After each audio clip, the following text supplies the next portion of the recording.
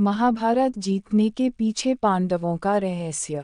भगवान कृष्ण ने अर्जुन को प्रमुख योद्धाओं के साथ संघर्ष से तब तक बचाया जब तक कि उनके हथियारों का पूरे युद्ध में विस्तार नहीं हो गया।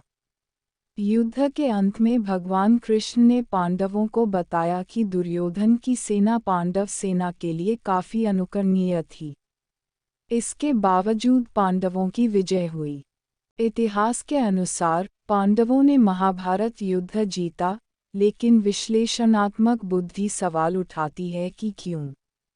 पांडवों और कौरवों के योद्धाओं की तुलना करें।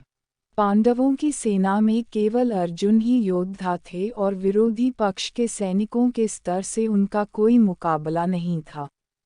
भगवान परशुराम के शिष्य भीष्म अपने ही गुरु के खिलाफ युद्ध में अपराजित थे, जिनके पास ढेर सारे दिव्य हथियार थे। भगवान परशुराम के एक अन्य शिष्य कर्ण के पास अपने गुरु का भार्गवस्त्र है और गुरु ने ही उसे अपने गुरु के बराबर योद्धा के रूप में मान्यता दी है। पांडव और कौरवों के गुरु द्रोणाचार्य अन्य दिव्य अस्त्रों के अलावा भगवान ब्रह्मा की तलवार और भगवान परशुराम के दिव्य हथियारों का इस्तेमाल करते थे। दुर्योधन अपनी पीढ़ी का सर्वश्रेष्ठ गदा सेनानी और द्रोणाचार्य और भगवान बलराम का समर्थक था। कौरव शिविर में 2 सैनिकों को अमरता का लाभ प्राप्त था तथा एक को इच्छा मृत्यु का वरदान प्राप्त था। भगवान कृष्ण ने अर्जुन को प्रमुख योद्धाओं के साथ संघर्ष से तब तक बचाया जब तक कि उनके हथियारों का पूरे युद्ध में विस्तार नहीं हो गया।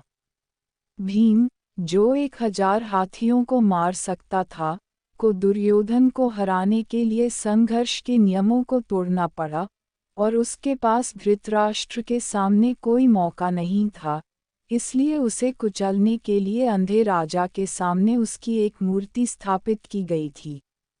युद्ध के अंत में भगवान कृष्ण ने पांडवों को बताया कि दुर्योधन की सेना पांडव सेना से काफी बेहतर थी। इसके बावजूद पांडवों की विजय हुई। पांडवों ने महाभारत युद्ध इसलिए जीता क्योंकि वे धर्म के पक्ष में थे और उन्होंने हरि कार्य को आगे बढ़ाया, अपनी क्षमताओं के कारण नहीं। हरि कार्य अवश्य होना चाहिए और होगा, चाहे इसे करने वाले व्यक्ति की योग्यता कुछ भी हो। पांडवों को हरि कार्य का उपकरण बनने की अनुमति दी गई और उनकी जीत सुनिश्चित की गई। क्योंकि यह हरि कार्य था, कौरव सेना अपनी अविश्वसनीय सैन्य शक्ति और असंख्य अलौकिक शक्तियों के बावजूद इसे रोकने में शक्तिहीन थी। चुनने के लिए बमुश्किल 2 पहलू हैं, हम में से प्रत्येक के पास उनमें से एक में शामिल होने का विकल्प है।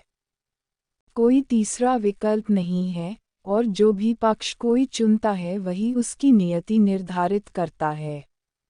शैतान के पक्ष में शामिल होना पहले तो आकर्षक और लाभदायक लगता है, लेकिन इस दुबली पतली लड़ाई में आप हारे हुए होंगे क्योंकि शैतान का पुरस्कार कम आयाम वाला है। जब आप हरि कार्य से मिलते हैं तो ठीक इसके विपरीत होता है। यह एक कठिन विकल्प है, लेकिन इसे किसी के जीवन में कभी न कभी अवश्य किया जाना चाहिए, यदि यह नहीं तो अगला, यह मानते हुए कि उसे इस ग्रह पर एक इंसान के रूप में एक और मौका दिया गया है।